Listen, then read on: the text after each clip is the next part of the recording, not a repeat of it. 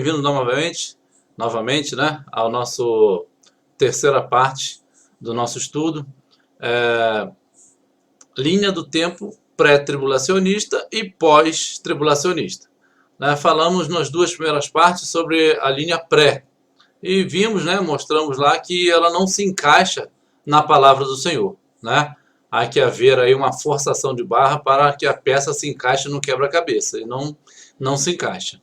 Então, nós vamos ver agora a linha pós-tribulacionista e vamos mostrar que se encaixa perfeitamente com todo o texto bíblico, né? Então, temos aqui a linha do tempo, nesse traço amarelo, né?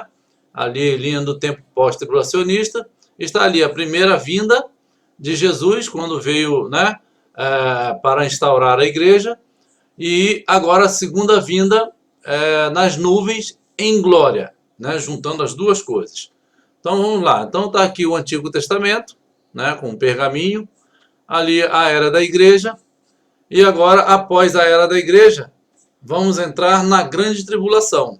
E aí é o momento onde está escrito aqui em Mateus 24, versículo 29, que diz assim, ó: logo após a tribulação daqueles dias, escurecerá o sol, a lua não dará a sua luz, e as estrelas cairão do céu, e os poderes dos céus serão abalados.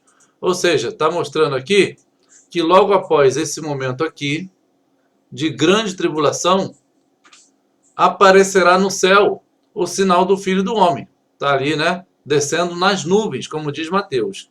E aí o que acontece? Então aparecerá no céu o sinal do Filho do Homem, e todas as tribos da terra lamentarão, e verão vir o Filho do Homem sobre as nuvens do céu com poder e grande glória. Né? Já está aqui, para melhor entendimento, verão vir o Filho do Homem com poder e grande glória nas nuvens. Né? Tá ali, nas nuvens do céu. Terceiro versículo: e enviará os seus anjos.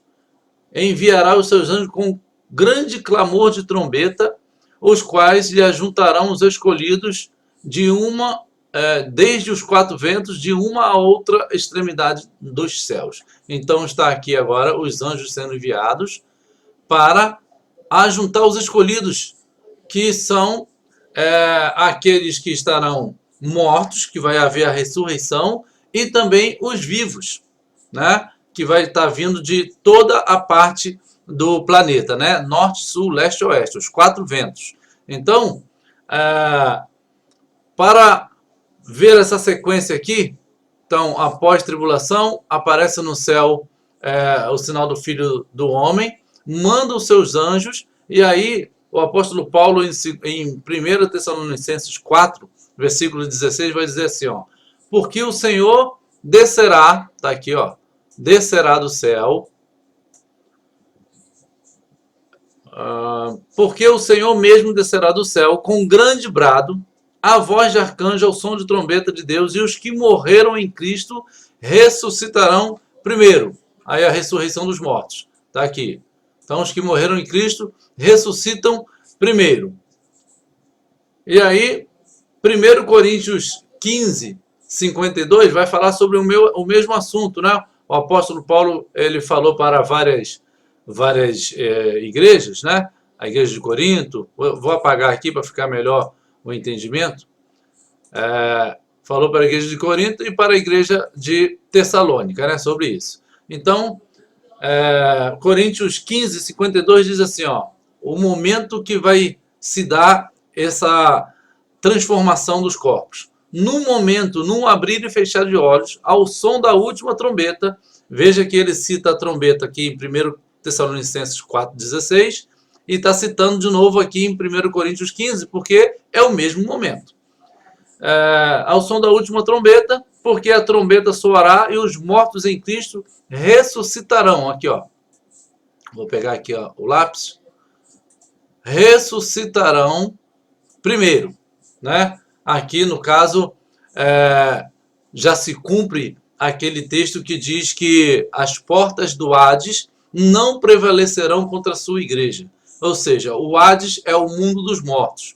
Quando Jesus voltar, que ele der a ordem, as portas do Hades, que em outras traduções traduzida como portas do inferno, elas não vão segurar a igreja que está para subir, sair do mundo dos mortos e ressuscitar. Então as portas do Hades não prevalecerão contra a sua igreja que está para ser arrebatada, para sair da terra, né? Como a terra que expulsa, que expele a semente, né, para nascer um novo fruto, uma nova árvore, né?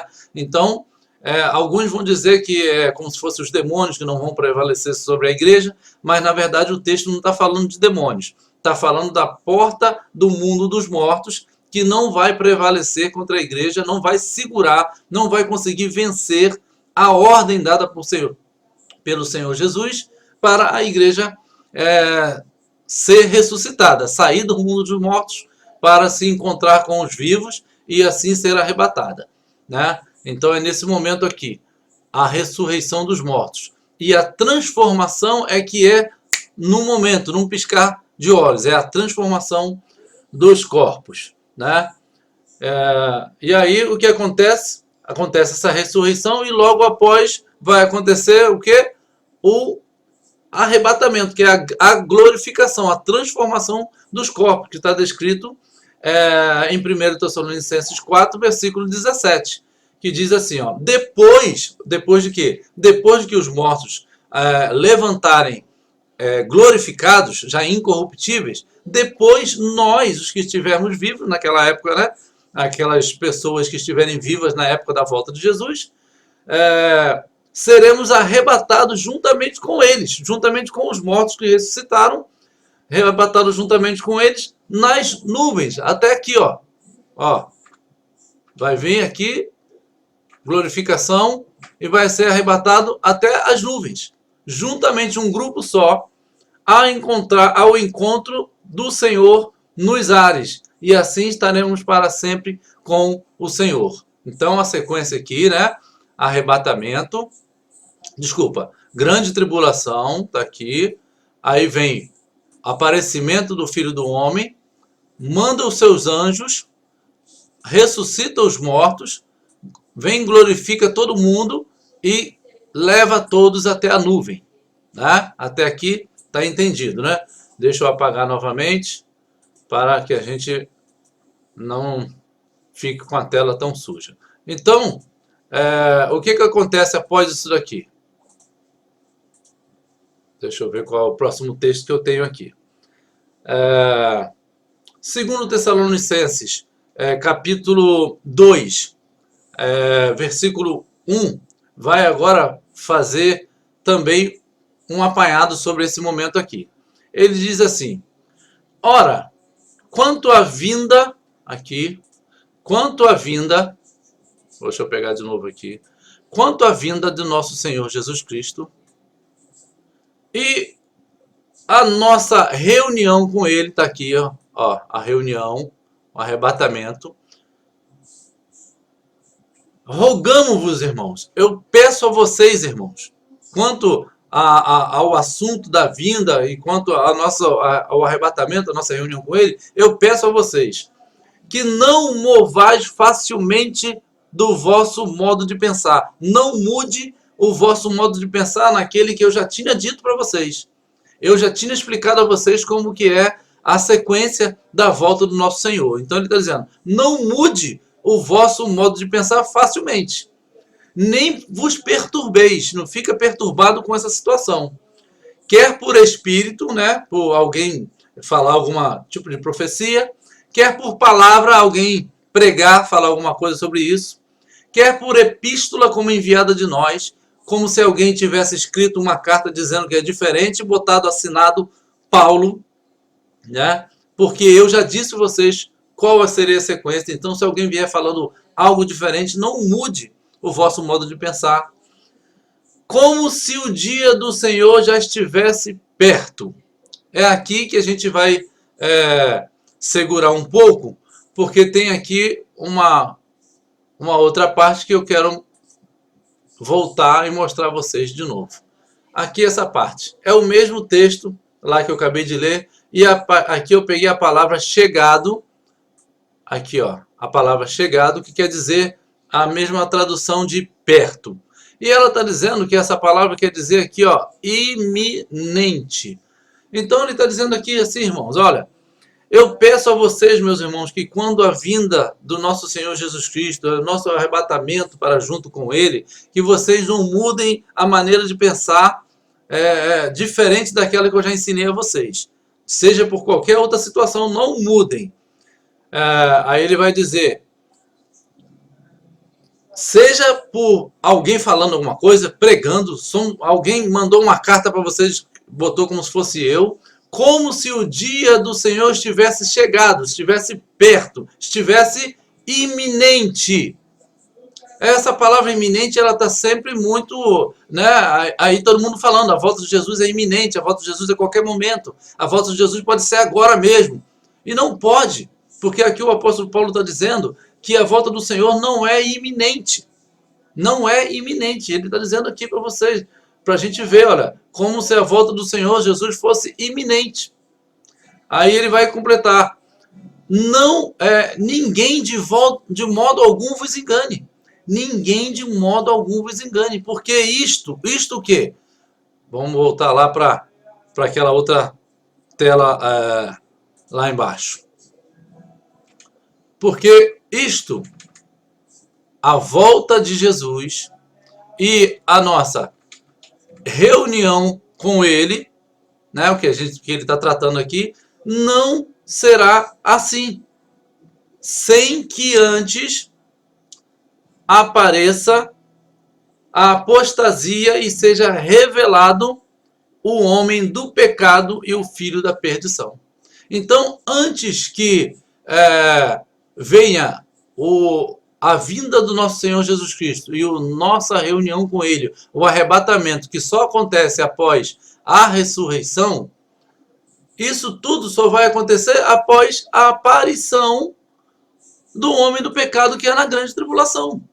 É isso que o apóstolo Paulo está fazendo os de Tessalônica entender, para que eles não ficassem mudando de pensamento toda hora, é pré, é pós, é pré, é pós, é pré, é pós. Não, irmãos. Ele está dizendo, não é iminente a volta do Senhor, há sinais para acontecer. Eu já conversei com vocês antes.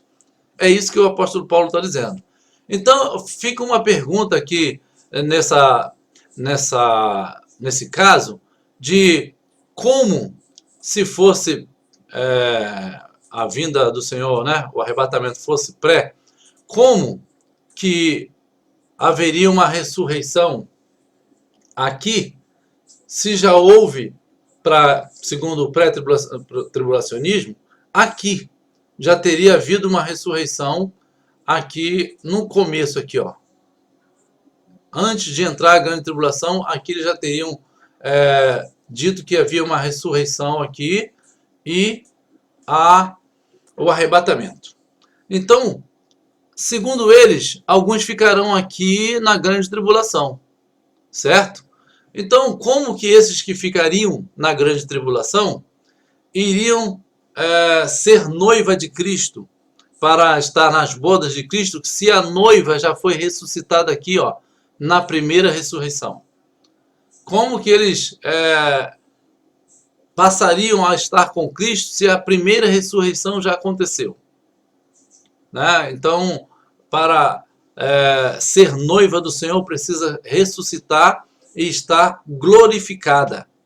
Então, essas duas coisas, segundo o pré-tribulacionismo, já teria acontecido. Então, como aqueles que ficariam na grande tribulação teriam uma segunda chance de ser novamente glorificado e ter que então ressuscitar primeiro para isso? Porque a primeira ressurreição já teria acontecido. Então, não tem sentido de ter alguém que ficou para trás. Porque, na verdade, nós estaríamos aqui, deixa eu pegar aqui a ferramenta, nós estaríamos aqui passando pela grande tribulação, toda aqui, ela passaria toda a grande tribulação aqui, para aqui haver a ressurreição e a glorificação. E aí sim, ser junto ao Senhor nos ares. Bom, após isso, vem a vez das bestas serem confrontadas pelo Senhor, né? Que é a besta e o falso profeta. Então, Jesus aqui, ele vem e derrota o inimigo. E aí vai dizer que em Apocalipse 19, vai dizer que ele viu a besta reunido com seus exércitos e ele joga sai uma espada da sua boca, né, e destrói, mandando a besta para o lago de fogo, né? A besta é enviada para o lago de fogo. Agora, voltando um pouquinho a esse assunto aqui anterior, em Apocalipse 20, versículo 4 diz assim, ó: então vi uns tronos, e aos que se assentaram, e os que assentaram sobre ele foi dado poder de julgar. E vi as almas daqueles que foram degolados por causa do testemunho de Jesus e da palavra de Deus, e que não adoraram a besta nem a sua imagem, e não receberam sinal na fronte, nem nas suas mãos, e reviveram e reinaram com Cristo durante 1000 anos. Mas os outros mortos não reviveram, até que os 1000 anos se completassem. Esta é a primeira ressurreição. Bom, então vou tirar esse daqui primeiro, para ficar mais fácil. Está dizendo que ele viu os mortos porque foram degolados pela besta, porque não aceitaram a sua marca nas testas nem nas suas mãos. Então o povo estava aqui e não aceitou a marca da besta, por isso foi degolada. E depois ele viu que esse mesmo povo foi degolado, reviveu, ressuscitou. Que ressurreição é essa? É essa mesma ressurreição aqui, ó. É essa ressurreição que o apóstolo João está falando. E aí ele vai dizer que essa ressurreição aqui é a primeira ressurreição. Então, se essa aqui é a primeira ressurreição, e essa primeira ressurreição está acontecendo após a marca da besta ser instaurada, ela não pode ter acontecido aqui. Porque aqui ainda é antes da grande tribulação. Só que temos um problema. Eles estão dizendo que aqui vai ressuscitar e vai ser arrebatado antes da grande tribulação, mas a Bíblia está dizendo que a primeira ressurreição só acontece após o sinal da besta ser implantado. E agora? Como que a gente vai resolver essa situação? Não resolve, porque não encaixa uma ressurreição e um arrebatamento antes da grande tribulação. Porque aqui está dizendo, olha, esta é a primeira ressurreição. Qual? A ressurreição daqueles que foram degolados porque não aceitaram a marca da besta. E aí o versículo 6 vai dizer: bem-aventurado e santo é aquele que tem parte na primeira ressurreição. É essa daí. Sobre estes não tem poder a segunda morte, mas serão sacerdotes de Deus e de Cristo, e reinarão com ele durante os 1000 anos. Entenderam? Então, assim que Jesus volta, ele já vai destruir os inimigos e ele vai instaurar os 1000 anos. E esses 1000 anos é para a igreja glorificada estar com ele. Então, irmãos, não tem como ter uma ressurreição antes da primeira ressurreição, que é após a marca da besta ser implantada. Então aqui, vamos prosseguir. A besta, já falei, né? É jogado para o lago de fogo direto. E aí depois a vez do diabo ser confrontado. E a Bíblia diz que desce um anjo com uma grande cadeia e pega o diabo e prende e joga ele no abismo, né? O diabo ele não vai direto para o lago de fogo. Ele vai para o abismo. Fica ali durante 1000 anos, os mesmos 1000 anos que a igreja vai estar no milênio. Entenderam? O milênio é um tempo de paz, é um tempo no qual o noivo está alegrando sua noiva, né? Não há guerra, não há nada disso. Jesus está restaurando a terra juntamente com a sua noiva, com cetro de ferro nas suas mãos, tanto de Jesus quanto da noiva, da igreja. Então, o diabo aqui ele é preso por 1000 anos. Após esses 1000 anos, ele é solto por um pouco de tempo. E ele engana as nações que estarão nesse milênio.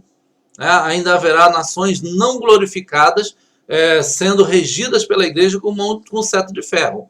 Porque o cetro de ferro na mão de Jesus e o da igreja não é para reger a própria igreja, né, irmãos? Porque está todo mundo glorificado, não tem sentido de um cetro de ferro para isso. Então, é para as nações, para adestrar, para ensinar, né, as nações a viverem de acordo com as leis de Deus. Porém, Satanás volta no final do milênio e engana essas nações. E aí, a Bíblia diz que é como a largura da terra, o número de pessoas que vai contra Jerusalém novamente. Mas, nesse finalmente aí, desce fogo do céu, porque Jesus está na terra reinando a partir de Jerusalém, está reinando na terra todos esses 1000 anos em diante. Mas aí agora é o próprio Deus, Pai, que trata com Satanás. E desce fogo do céu e joga Satanás agora para o lago de fogo, né? E aí tem a segunda ressurreição e vai para o grande trono branco, que é para o julgamento de todos, né? Mas isso aí é assunto para um outro vídeo. Então eu espero que os irmãos tenham entendido que a linha pós-tribulacionista, a linha do tempo pós-tribulacionista, ela se encaixa perfeitamente com a palavra do Senhor, porque precisa-se primeiro ter a ressurreição dos mortos, a primeira ressurreição, e aí em seguida tem o arrebatamento, e aí sim o encontro com o Senhor nos ares, né? E isso só acontece após a marca da besta ser implantada. E para a marca da besta ser implantada, é preciso que esteja na grande tribulação, e é preciso que o homem da iniquidade, o filho da perdição, esteja já atuando, o anticristo. Amém? Eu repeti um pouco, sintetizando, só para que os irmãos fiquem ligados. Não se deixe enganar. Tá bom, meu irmão? Que Deus abençoe, em nome de Jesus. Amém.